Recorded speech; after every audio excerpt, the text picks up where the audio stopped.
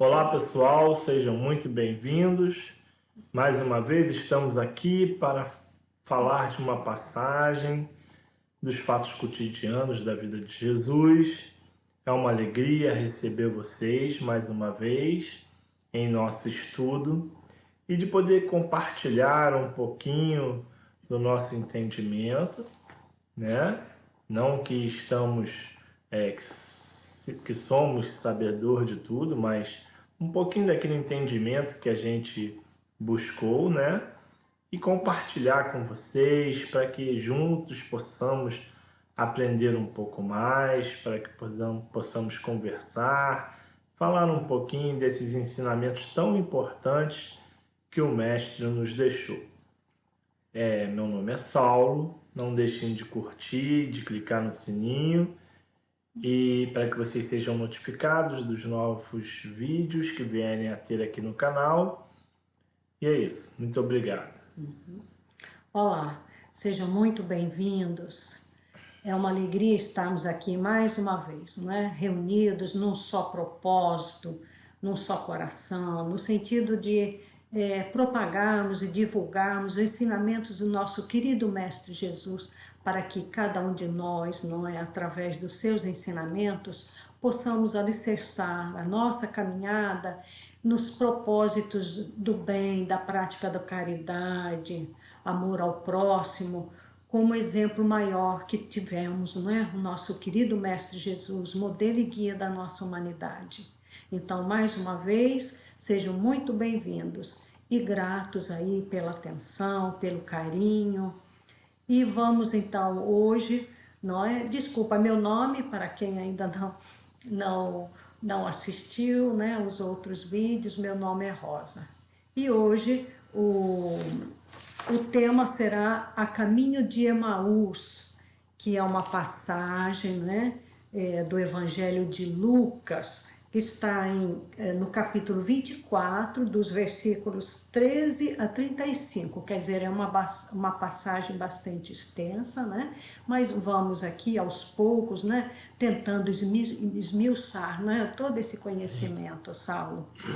Então, começa assim: e eis que, no mesmo dia, iam dois deles para uma aldeia que distava de Jerusalém 60 estádios, cujo nome era Emaús. E iam falando entre si de tudo aquilo que havia sucedido. E aconteceu que, indo eles falando entre si e fazendo perguntas um ao outro, o mesmo Jesus se aproximou e ia com eles. Mas os olhos deles estavam como que fechados, para que o não conhecessem. E ele lhes disse: que palavras são essas que, caminhando, trocais entre vós, e por que estáis tristes?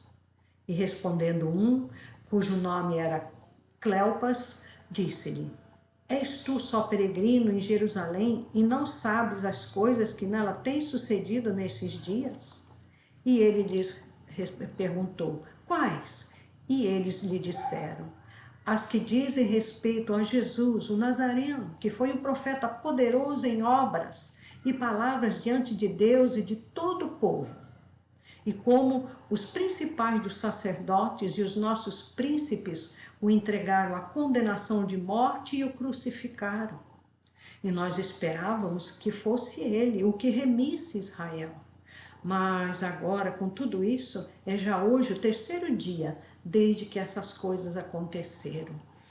É verdade que também algumas mulheres dentre nós nos maravilharam, as quais de madrugada foram ao sepulcro e, não achando o seu corpo, voltaram, dizendo que tinham visto uma visão de anjos que dizem que ele vive. E alguns dos que estavam conosco foram ao sepulcro e acharam ser assim como as mulheres haviam dito, porém não o viram. E ele lhes disse: ó nécios e tardos de coração, para crer tudo o que os profetas disseram. Porventura não convinha que o Cristo padecesse essas coisas e entrasse na sua glória? E começando por Moisés e por todos os profetas, explicava-lhes o que dele se achava em todas as Escrituras. E chegaram à aldeia para onde iam, e ele fez como quem ia para mais longe. E eles o constrangeram, dizendo: fica conosco, porque já é tarde e já declinou o dia. E entrou para ficar com eles. E aconteceu que, estando com eles, E aconteceu que, estando com eles à mesa, tomando o pão, o abençoou e partiu-o e lhe deu. Abriram-se-lhes então os olhos e o conheceram, e ele desapareceu-lhes. E disseram um para o outro: porventura não ardia em nós o nosso coração, quando pelo caminho nos falava e quando nos abria as Escrituras? E na mesma hora, levantando-se, voltaram para Jerusalém e acharam congregados os 11 e os que estavam com eles, os quais diziam: ressuscitou verdadeiramente o Senhor e já apareceu a Simão. E eles lhes contaram o que lhes acontecera no caminho e como deles foi conhecido no partir do pão. Então, essa passagem, não é, Saulo? Nós sabemos que aconteceu no domingo, no mesmo dia em que Jesus apareceu para Maria de Magdala, né, que seria no domingo. E logo depois, então, Jesus aparece, né? Sim, a esses homens, a né? esses dois discípulos, Sim. né? A esses dois discípulos que estavam no caminho e comentando. Sim. E a princípio, esses discípulos não reconhecem Jesus, né? Porque aí, pela interpretação do texto, nós podemos verificar que eles estavam assim, em choque, vamos dizer, em estado de choque, em trauma, né? Eles estavam passando por um verdadeiro trauma pela morte de Jesus, porque, como ele disse aqui, nós tínhamos esperança que ele remisse Israel, que ele libertasse, né? A esperança deles era que Jesus os libertasse do jugo do Império Romano. Sim. Eles ainda não haviam entendido, compreendido o que viria a ser, né? Essa passagem de Jesus sobre o planeta Terra, que não seria, né? Ele libertá-los do jugo ali do Império Romano, mas nos libertar dos nossos erros, enganos, né? Como nos mostra até hoje. Libertar toda a humanidade. Toda a humanidade, exatamente. Inclusive os romanos, né? Inclusive os romanos. Todos nós. Né? Todos nós. Exato, exato. É linda a passagem. Eu achei, eu lendo e refletindo, a gente busca refletir para trazer para vocês, né? E lendo essa passagem, eu achei lindo porque dá para fazer uma comparação do que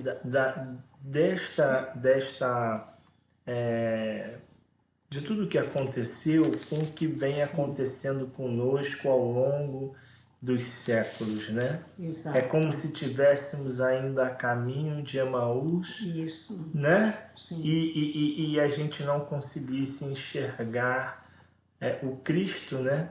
Mas quando a gente consegue fazer já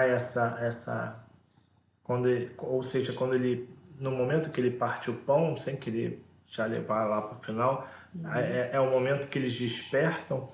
Então, no momento do nosso despertar, então realmente começa tudo a fazer sentido. E eu achei belíssima a passagem. É uma passagem... Sim, como qualquer outra passagem, né? Quando nós nos reportamos a vida, a vivência, né, de Jesus, e a gente sabe que Jesus apareceu, né, após a morte do seu corpo físico por 4 vezes, não é? Após a sua morte. Então, ele veio ali para trazer mais uma vez, né, aquela mensagem de conforto, de consolo, veio para confortá-los, tanto que esses dois discípulos, não é, se referem, depois que Jesus aparece e eles conseguem verificar que era o mestre, então eles falam: poxa, mas como nós nos sentimos bem, né, quando ele nos lembrou das Escrituras, quando Jesus cita ali Moisés e todos os profetas que o Sim, antecederam, que falavam sobre ele, né? isso, que profetizaram, né, sobre a sua vinda num futuro até bastante distante, né? Desde Moisés, depois ali também uma passagem bastante significativa do profeta Isaías e tantos outros, Ezequiel. Então, Jesus veio dar mais uma vez o seu ensinamento, fazendo-os relembrar que ele não morreu, ele não havia, não haveria de morrer em vão, né? Que Sim. havia um propósito. O grande ensinamento que a gente pode falar aí, já um dos grandes ensinamentos, é justamente essa certeza da vida futura, né? Exatamente, Essa que a morte não existe, né? Isso. A imortalidade do espírito ou Sim, da alma, como queiramos dizer, não é? Então, como diz ali no texto, nós podemos tirar muito conhecimento dessas passagens. sim, Tá ali, ó, por exemplo, a imortalidade do espírito após a morte do corpo físico.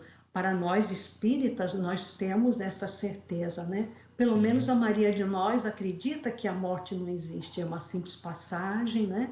Como demonstrou Jesus através dessas aparições, não é? Então, a comunicação mediúnica, a materialização de espíritos, então a sim, gente pode falar um pouquinho depois a respeito disso, né? A fé também, como em todas as passagens, aí está incluído aí, embutido o sentido da fé, como é sim. importante nós, é como se aqueles dois discípulos ali ainda não estavam, né, imbuídos desta fé, como outros já demonstravam. Também ali entendimento da vida espiritual e, sobretudo, o profundo amor que Jesus sempre revelou e nos deixou, né, até hoje. Então, Jesus veio ter até junto desses dois irmãos que estavam ali, né, sofrendo pela partida, vamos dizer, prematura, que eles achavam, né, que a sua morte havia sido prematura, que ele ainda não havia concluído a sua missão, no sentido de libertar, né, o povo judeu do jugo ali do Império Romano. Então, Jesus veio relembrar, mais uma vez, é como você disse, constantemente, dia a dia, né, é como se Jesus estivesse ali nos convocando mais uma vez. Olha, vamos lá, vamos seguir em frente, Sim. né? É porque, vamos lá, no momento da morte e da ressurreição, que aliás a gente tem que fazer Isso. uma Não, observação, que era né? dito Que era ressurreição. dito ressurreição, mas Jesus se materializa por algumas vezes Sim, e não ressuscita no isso. entendimento que algumas pessoas têm de que ele voltou ao corpo. Corpo físico que já havia, né, Não é deixado isso, ali. né? Não, Jesus ele se materializa isso. em alguns, para algumas pessoas em alguns momentos, Sim, comprovando a existência do mundo espiritual, da isso. vida após a morte, né? De que ele venceu a morte. Exato. Então, mais uma vez, lembrando que já falamos anteriormente, né? Se nós estudarmos e compreendermos o que vem a ser as leis que regem os fluidos, né? Sim, Desde o fluido cósmico universal e todos os outros fluidos que são derivados desse fluido cósmico universal, desse plasma divino, e, né? Então, e se nós tivermos um conhecimento do que vem a ser o corpo espiritual, nós poderemos entender, não é? De que forma, como foi que Jesus aparecia, não é? Para muitos, vamos dizer, daqueles nossos irmãos que possam professar uma religião dogmática, eles não têm ainda uma explicação plausível, que a doutrina espírita vem ali nos orientar, né? Sobre as leis dos fluidos, do que vem a ser o corpo espiritual, nas palavras de Paulo, apóstolo, ou no perispírito, como nos definiu Kardec. Então, seria a materialização, né? Como você já sim, havia dito, com essas propriedades do perispírito, como nós sempre sim, falamos, é um assunto desafiador para nós estudarmos, né? Nós aí que gostamos da doutrina espírita, somos, né, sejamos estudantes, frequentadores ou simpatizantes da doutrina espírita, vale a pena nós aprofundarmos uma vez mais, né, sobre esse corpo espiritual que André Luiz também define muito bem nas suas obras, não é? Nos descrevendo ali da vida após a morte, que é a vida no plano astral, no plano espiritual. Então, o que justificaria, por exemplo, a gente pode citar ali algumas propriedades desse perispírito, como está no livro dos Alminos Lima, que a gente sempre cita, né, que é perispírito. Tem ali Kardec também, várias passagens, por exemplo, no livro dos Médiuns, na segunda parte, no capítulo 6, Kardec, né, no livro dos Médiuns, ele explica assim alguma dessas propriedades, principalmente ali no que se refere à tangibilidade. A tangibilidade seria uma das propriedades do perispírito que nos possibilitaria vermos, né? Não é necessário que nós tenhamos a mediunidade da vidência, da clarividência. Quando há uma materialização, qualquer um, né, qualquer pessoa pode ver, né? Seria então o caso de Jesus, quando ele se materializava através desta propriedade do perispírito, né? Que ele estava ainda ali com o seu perispírito, que se chama tangibilidade. E nós poderíamos ler aqui alguma coisa, não é? No que diz respeito aqui à tangibilidade, ó, que está ali no livro dos Médiuns, no capítulo 6, a segunda parte, capítulo 6 da segunda parte. O perispírito, com o suporte ectoplásmico que lhe dê expressão física, pode tornar-se materialmente tangível. Quer dizer, nós podemos tocar, apalpar, apertar, sentir mesmo, sentindo até a temperatura, não é? Não tem a Do passagem. espírito, isso, de Tomé, que não acreditou, foi quando Jesus então veio até ele, após ele já tinha estado com os outros apóstolos, mas ele não se encontrava e dizia que não acreditava, era necessário que ele visse e tocasse as chagas do mestre. Então, posteriormente, né, vem o mestre e diz a ele: venha, toque, coloque o seu dedo. E depois faz aquela observação maravilhosa para qualquer um de nós, não é, Saulo? Que não somos videntes ou clarividentes, como um Chico Xavier, um Divaldo e tantos outros espíritos. E diz: Tomé, crês porque vês, mas bendito seja aquele que crê mesmo que não vê. Não é? Verdade. Então, tá aí. Tangível, tocar, né? Desculpa, no todo ou em parte. E no livro dos Médiuns, Kardec nos chama a observação a respeito dessa tangibilidade. Uma das... o que eu consegui descobrir até agora, no máximo, foram 18 propriedades do perispírito, que é um estudo mais aprofundado ali dos Alminos Zimmermann. E Kardec não define essas 18, não. Mas no que diz a tangibilidade, ele nos chama a atenção no todo ou em parte. Nós sabemos que ele fala, por exemplo, pode aparecer também só um braço, uma mão que você pode tocar, apalpar, ela pode te tocar também, não é? O espírito tanto pode ser tocado e sentido, como o espírito pode te tocar, te sentir, te fazer um carinho, ou te dar, às vezes, uma bofetada, como descrevem, né, muitos espíritos, muitos médiuns que já receberam como se fosse uma verdadeira bofetada, seja de um espírito obsessor que vem ali no sentido de ou chamar a atenção, ou se vingar, não é?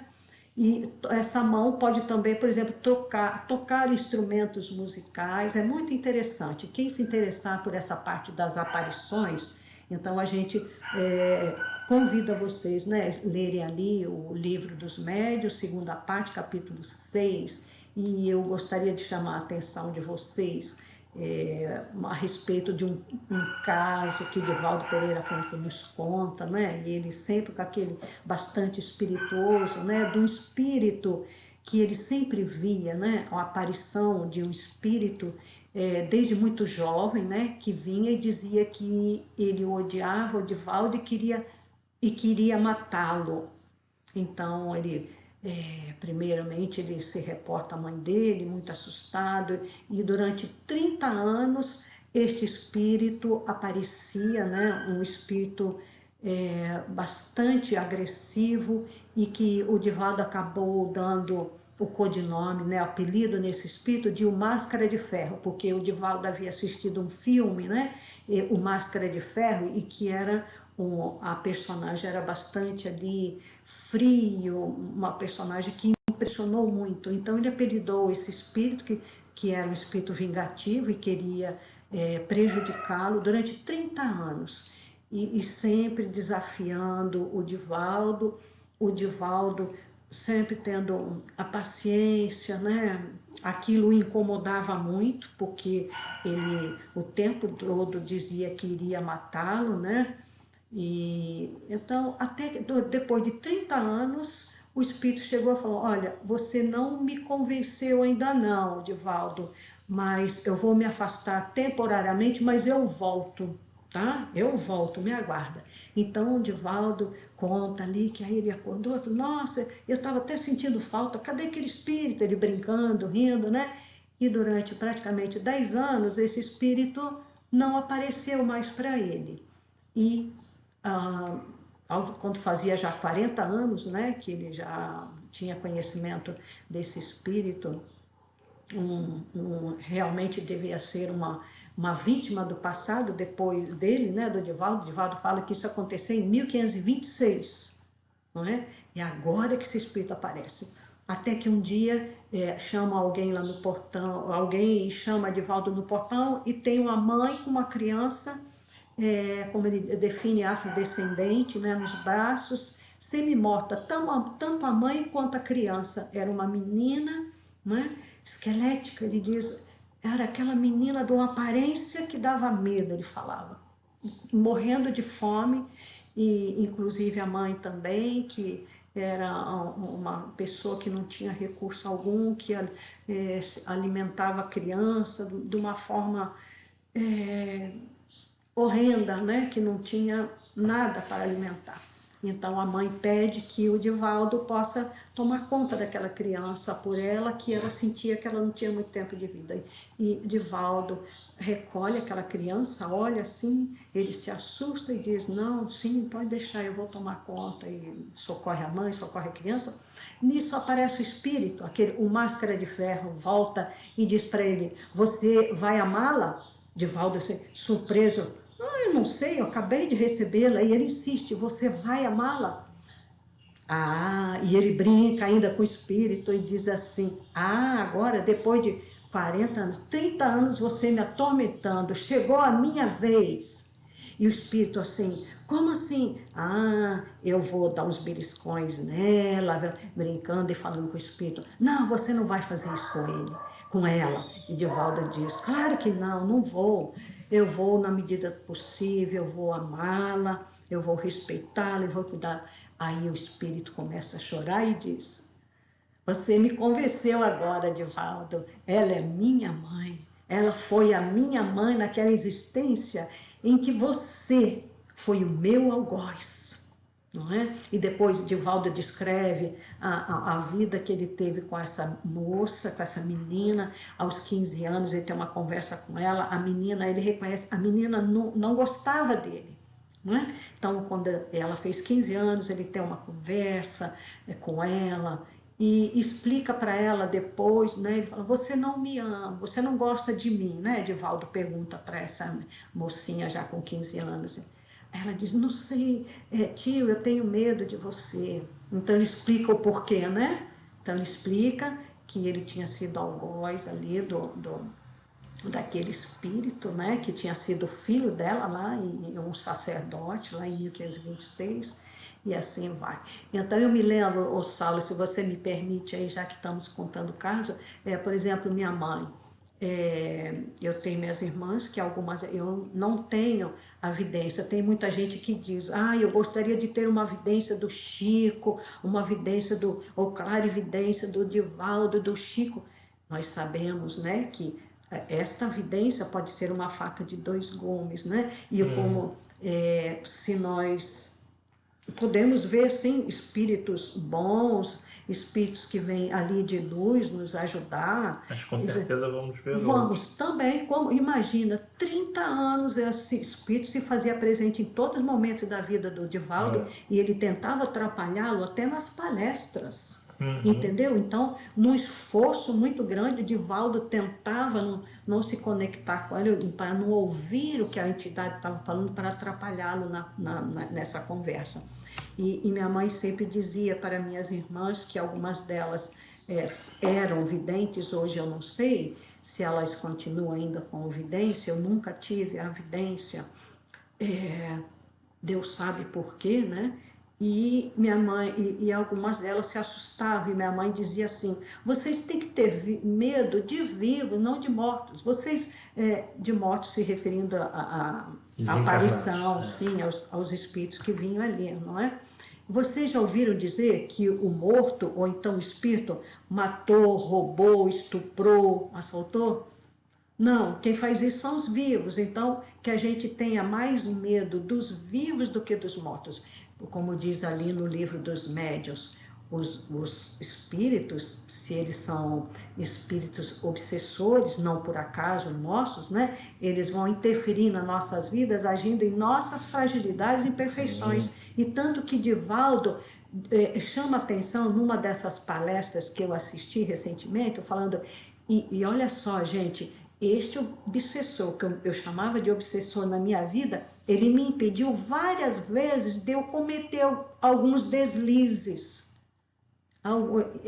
Ele falou, porque ele estava ali o tempo todo do meu lado, e se eu cometesse aquilo que eu tinha a intenção de cometer, que eu sabia que não podia, que era errado, ele aí sim queria ficar ali no meu encalço, olha só. Então, é quando nós, né, podemos tirar ali uma lição desses espíritos que muitos de nós reclamamos, né, dos nossos obsessores, que não são nossos inimigos por acaso, né? O próprio Divaldo soube tirar dali um ensinamento, um aprendizado, né? Sim, foi um freio para ele mesmo reconheceu isso. Eu queria reforçar, então, já que a gente aproveitar essa oportunidade que você está falando, dessa vivência desse obsessor com o Divaldo, né? Aproveitar para falar que nesse momento, voltando um pouquinho lá de volta na passagem, Jesus se faz presente a esses dois discípulos na sua caminhada, né? Isso. E se a gente for olhar o texto diz que Jesus se faz presente de forma carinhosa, de forma doce, né? De forma esclarecedora, porque Jesus vem então falar das passagens, né? Da onde os profetas falam sobre ele, sobre a vinda do Messias. Então, veja, na verdade, Jesus está fazendo isso até hoje. Sim, continua. Né? Nos se apresentando durante a nossa caminhada, em vários momentos, e sempre de forma doce, de forma carinhosa. Então, que a gente possa refletir, né, Rosa, para esses momentos que a gente está vivendo, né? Seja em família, no trabalho, no nosso dia a dia, não é? Em qualquer lugar que a gente esteja. É verdade, Rosa. E eu gosto sempre de lembrar, como nós já citamos aqui anteriormente, a respeito desse sacerdote, esse padre, Júlio Lancelotti, lá em São Paulo.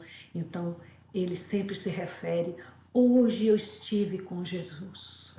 Ele diz, hoje eu estive com Jesus. Ele relata quando ele encontrou um mendigo, um irmão necessitado, sabe? Aquele irmão ali, nas piores condições, seja física, mental, espiritual, né? Aquele que lhe falta tudo, não só o pão do corpo, lhe falta o teto, lhe falta a palavra amiga. Então ele diz, hoje eu encontrei Jesus. Então, é um aprendizado que a gente pode trazer sempre para nossas vidas, né? Sempre que olharmos para um semelhante nosso, principalmente um dos nossos familiares, aqueles que nos causam ali algum desconforto, que nos fazem algumas cobranças, que aquela pessoa difícil, né, de nós olharmos com um olhar mais complacente e pensar, eu estou olhando para Jesus, não é? Não que Jesus vai se corporificar ali, mas é como ele nos ensinou, né? Nos deixou o ensinamento, amai-vos como eu vos amei, não é? Então, Porque, olha, tem um trechinho que eu trouxe do livro Em Torno do Mestre, isso, que diz assim, ó, o cristianismo é uma doutrina que precisa ser aprendida e sentida. sentido. Aquele que não sente em si mesmo a influência da moral cristã desconhece o que ela é. Embora tenha perfeito conhecimento teórico de todos os seus preceitos e postulados, na fé em Jesus Cristo não há confusão.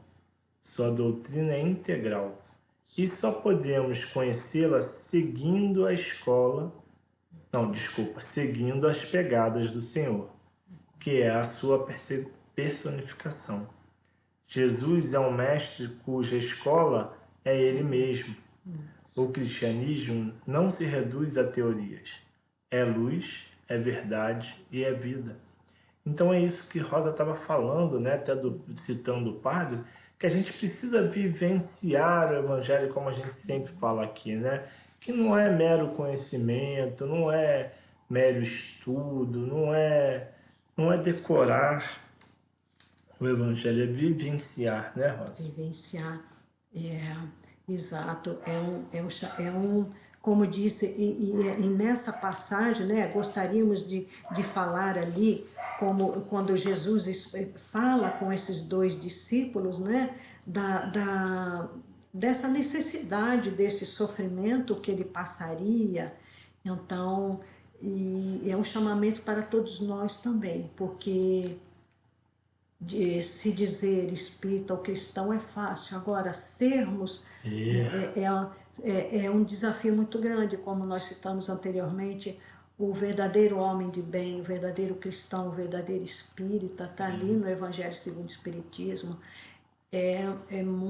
exige muito de nós, não é? O Emmanuel também reforça isso no livro Fonte Viva, quando diz assim, ó, a linguagem do Cristo sempre se afigurou a muitos aprendizes indecifrável e estranha. Sim. Isso ocorre a muitos seguidores do Evangelho, porque se utilizam da força mental em outros setores. Creem vagamente no socorro celeste, nas horas de amargura, mostrando, porém, absoluto desinteresse ante o estudo e ante a aplicação das leis divinas. Registram o chamamento do Cristo, todavia, algemam-se furiosamente as atenções aos apelos da vida primária. Percebem, mas não ouvem. Informam-se, mas não entendem. Nesse campo de contradições, temos sempre respeitáveis personalidades humanas e, por vezes, admiráveis amigos. Deles vivem empenhadas no jogo, conservam no coração enormes potenciais de bondade, contudo, a mente deles vive empenhada no jogo das formas perecíveis. São preciosas estações de serviços, aproveitáveis com um equipamento, porém ocupados sem atividades mais ou menos inúteis. Não nos esqueçamos, porém, de que é sempre fácil assinalar a linguagem do Senhor, mas é preciso apresentar-lhe coração vazio de resíduos da terra, para receber-lhe em espírito e verdade a palavra divina. Ou seja, muita gente procura o Evangelho, procura as casas espíritas, procura os templos religiosos num momento de dor, né? Somente, ou então vão lá por mera curiosidade, mas não se esforçam em entender, não se esforçam em buscar aquilo e digo mais, não se esforçam em vivenciar, né? Porque uma coisa é eu saber alguma coisa, a outra coisa é eu vivenciar. Uma coisa é eu aprender alguma coisa, ler sobre alguma coisa, a outra coisa é praticar. É completamente diferente, né, gente? E a gente precisa praticar, vivenciar. Só através da prática, da vivência que a gente vai realmente Sim, e esse aprender. chamamento nós sabemos que é diário, são nas pequenas coisas que a gente não espere, né, para fazer a nossa prática da caridade, amor ao próximo, como verdadeiros missionários, né, como foi o Chico, é o Divaldo Pereira Franco e tantos outros, mas no nosso dia a dia, né, naquilo que, nas pequenas oportunidades que nós possamos demonstrar o nosso afeto, o nosso carinho, o nosso respeito, a nossa boa vontade em servir, seja lá quem for, principalmente dentro dos nossos lares, com os nossos entes queridos, né? Não somente com nossos parentes e amigos, Com os nossos animais de estimação, com né? certeza. Aproveito para pedir desculpa a vocês. Normalmente a gente tem alguns pássaros aqui tocando enquanto a gente está gravando. Estão Hoje tinha um cantando. cachorrinho latindo, né? Mas, enfim, precisamos ter amor a toda essa natureza, aos animais, ao próximo que está ao seu lado, àquele próximo que está precisando de você. E veja aqui, Jesus foi ao encontro daquele que precisava apenas de uma palavra. Exato. Porque se encontravam tristes, se encontravam meio que perdidos. Desesperançados, sem Isso. esperanças, não é? E Jesus foi lá ao encontro deles, levar esse alento, esse conforto, fortalecer a fé, a esperança deles, né? Sim, sim. Então, é isso, é que nós possamos fazer um pouquinho dessa caminhada, né, Rosa? Isso no nosso dia a dia, nas pequenas coisas, que nós não esperemos assim uma grande tarefa, uma grande missão, mas dentro das nossas possibilidades, por menores que possam nos parecer, tudo é importante. Se nós, como gostamos, você também gosta, né, de lembrar, gostamos sempre de lembrar aqui nossa querida Madre Teresa de Calcutá, uma verdadeira missionária do Cristo, aqui exemplo de abnegação, de bondade, dedicação e doação ao próximo, como ela dizia, não importa o quanto nós fazemos, mas o quanto de amor nós colocamos no que fazemos. Sim. Então isso que importa, né?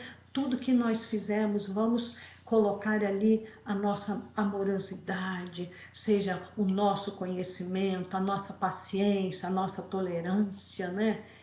Tudo que partir de nós possa ser da melhor maneira possível, não é, Sim, Saulo? que a gente possa entender, né? Muitas vezes Madre Teresa ia atender aquele que já não tinha mais Esperanças? esperanças, né? Que já estavam na medicina, vamos dizer assim, já eram que, entre aspas, caso perdido, Isso, né? desenganados, Desenganados. né? Como E dizia. aí questionavam ela, mas Madre, ele está desenganado, ele vai morrer. Isso. Não, mas ele vai morrer com dignidade, ele vai morrer aqui ao meu lado. Enquanto isso, eu vou amá-lo, Isso. vou Ajudá-lo no que eu ajudá-lo posso, no que tentando puder. minorar a sua dor e sofrimento, né? Então, que nós possamos fazer, pegar esses bons exemplos, né, que já chegaram, né, que já deixaram para nós aí. Esses verdadeiros missionários que já, né, já colocaram na íntegra, já praticaram na íntegra tudo que eles já conheciam, né? Sim. Eles já não precisavam mais adquirir conhecimentos, como todos nós aqui estamos sempre em busca desses conhecimentos. Eles já haviam adquirido esses conhecimentos e estavam agora vivenciando na íntegra todos esses conhecimentos ali. Então, a gente podia trazer esse último trechinho, você quer trazer para a gente? Esse Sim. último trechinho de Emmanuel, que está no Isso, livro Fonte Vida? Fonte Viva, né? Isso. Fonte Viva. Para que a gente possa, então, sintetizar um pouco do que a gente falou. Exato. Né? Sim, é maravilhoso, vale a pena. Obrigada. Do livro Fonte Viva, então, pelo Espírito Emmanuel. Por onde formos, Jesus, Mestre silencioso, nos chama ao testemunho da lição que aprendemos. nas menores experiências, no trabalho ou no lazer, no lar ou na via pública, eis que nos convida ao exercício incessante do bem. Nesse sentido, o discípulo do Evangelho encontra no mundo o santuário da sua fé e na humanidade a sua própria família. Assinalando, pois, a norma cristã como inspiração para todas as lides cotidianas, ouçamos a palavra do Senhor em todos os ângulos do caminho, procurando segui-lo com invariável fidelidade, hoje e sempre. Olha só como ele diz aqui, não é? Encontra no mundo, né, o discípulo verdadeiro do Evangelho, encontra no mundo o santuário da sua fé e na humanidade a sua própria família. É verdade, né? Com invariável fidelidade, hoje e sempre. Então, o importante, como sempre dizemos aqui, não é frequentarmos templos religiosos ou dizermos seguidores de A Dessa ou B daquela. ou daquela religião. O importante, como diz aqui, né, que a humanidade, né, seja a nossa família e seguirmos ali, né, fidedignos à promessa do Cristo, né, fidedignos ali nos Ao ensinamentos seu que já evangelho, né? ao Que seu a gente evangelho, consiga a cada dia vivenciar mais, né, Ró? cada vez mais nos esforçando. Sim. É como dizemos, a natureza não dá saltos, né? Mas que a gente possa a cada dia tentar, né, melhorar um pouquinho que seja, e vamos ali paciente, amorosamente, pedindo forças, coragem, sobretudo ao nosso querido Mestre Jesus, que sempre está aqui conosco a todos os instantes, né, que nós possamos, principalmente nos momentos de dor e sofrimento, principalmente agora neste momento tão difícil e doloroso para toda a nossa humanidade, né? Que possamos ali clamar e pedir, e pedindo a Jesus, né? Nosso Mestre Divino, médico das almas, companheiro de todas as horas, que vem em nosso socorro, em socorro da nossa humanidade terrena, para que possamos, de uma maneira, vamos dizer assim, resignada, né? Sem murmurarmos, sem reclamarmos, mas pedirmos força, coragem, resignação para tudo aquilo que ainda, o que porventura tenhamos que passar, não é, Saulo? É um eterno aprendizado, né? Não vamos pedir tão somente facilidades, não, porque aqui nós sabemos ainda é um mundo de expiações e provas. Estamos aqui, né, sendo testados, sendo provados e ao mesmo tempo estamos aqui para expurgar de nós as nossas imperfeições e muitas vezes nós temos que exigir de nós um esforço maior, uma vontade mais determinada para não vencermos o mundo ou outro, para vencermos em nós tudo aquilo que nós já reconhecemos, né? Que estamos ali nos desviando do caminho do Cristo. Gente, olha, que vocês possam fazer essa caminhada com muita luz, com muitas bênçãos, e nós agradecemos por mais essa oportunidade de estar aqui com vocês. Não deixem de colocar as suas dúvidas, de colocar o seu comentário aqui embaixo do vídeo. Se tiver alguma dúvida, aquilo que a gente não teve tempo ou não se explicou de maneira mais esmiuçada, né? Que a gente possa sanar alguma dúvida aí que tenha ficado.